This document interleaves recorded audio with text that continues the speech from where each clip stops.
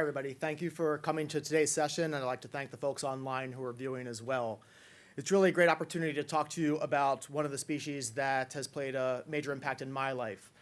And keep in mind that no person is devoid of making a difference in this world. Every individual out there can make a difference. None of us started thinking growing up that we were going to be the one saving species.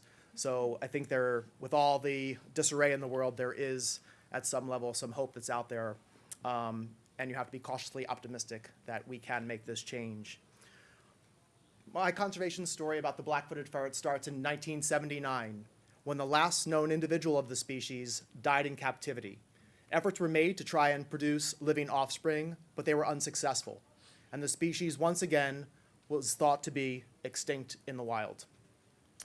The black-footed ferret has a huge historic range, encompassing 3 different countries, the United States, Canada, and Mexico.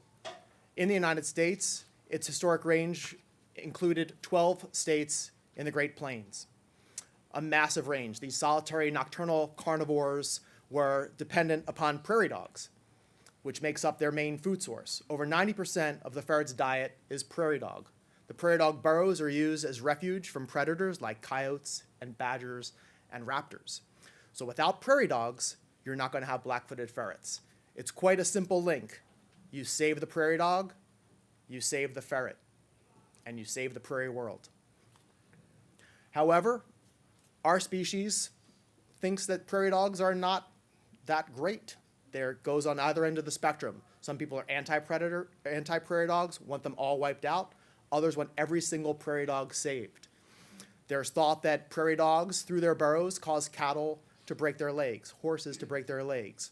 And as the population of humans was increasing and moving westward, there was an effort to remove the prairie dog. And this slide at the bottom shows 1-day kill of prairie dogs. That's a lot of meals for black-footed ferrets, which need about 1 prairie dog every 3 days for an individual black-footed ferret. So you had these poisoning campaigns. You had conversion of this habitat for soccer fields, for malls, for you name it, that were taking the habitat away from black-footed ferrets. And you also had this exotic disease, a bacteria called Yersinia pestis, sylvatic plague in wildlife, bubonic plague in humans. That was an exotic disease introduced on the West Coast, spreading eastward. So homesteaders moving west, plague moving east, black-footed ferrets and prairie dogs sandwiched right in the middle, right down the backbone of North America. Not a good combination. However, everything changed on a fall day in Wyoming when a ranch dog named Shep rediscovered the black-footed ferret.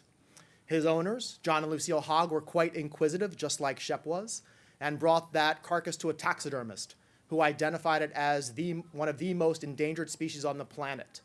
So hope was rekindled, and black-footed ferrets were hopefully once again on the road to recovery. This was all going on in a small town called Meeteetse, Wyoming. The population of black-footed ferrets swelled to over 130 individuals. They were studied. We learned a lot about their biology, about their home ranges.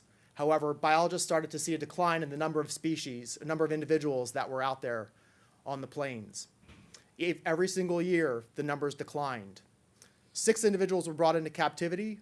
They all succumbed to canine distemper, a lesson about biosecurity in our current endangered species world. However, 18 individuals survived. That's all we had.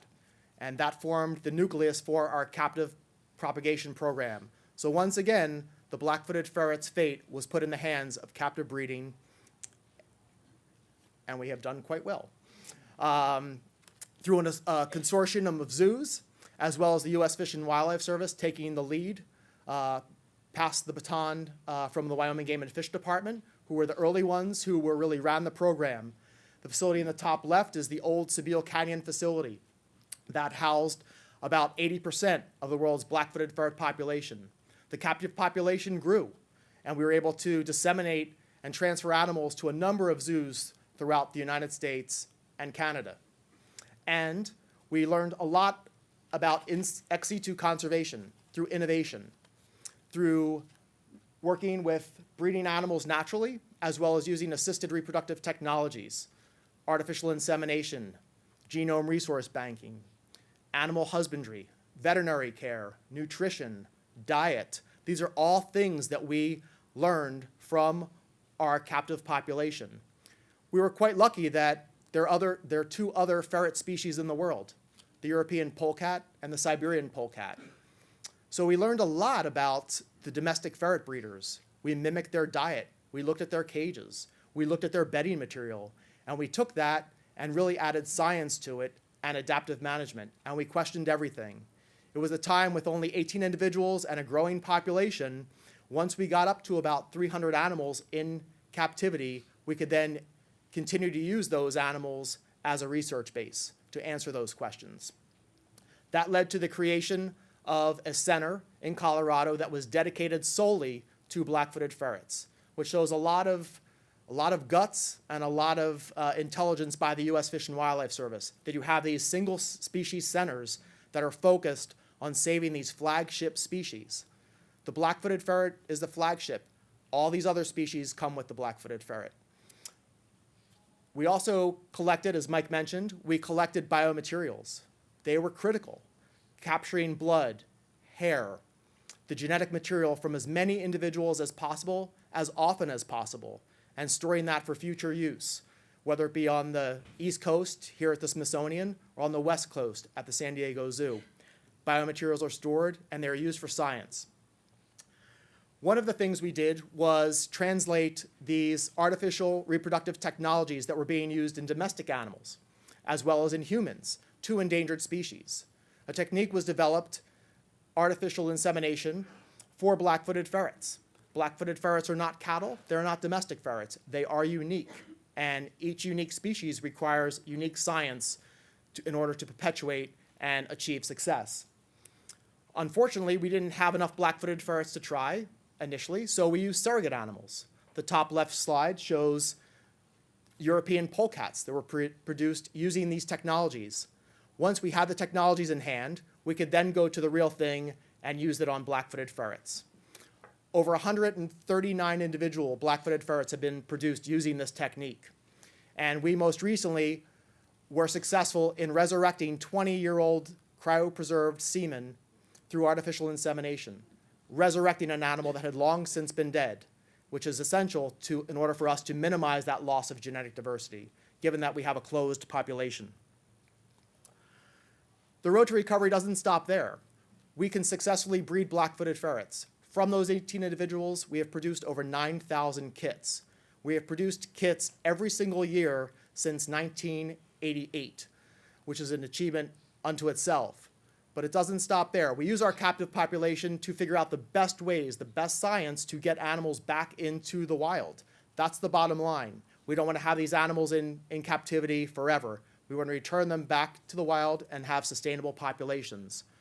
So we explored different things. We tried predator avoidance, taking a taxidermied badger, putting it on wheels, and creating the robo-badger, which was driven around black-footed ferrets in captivity.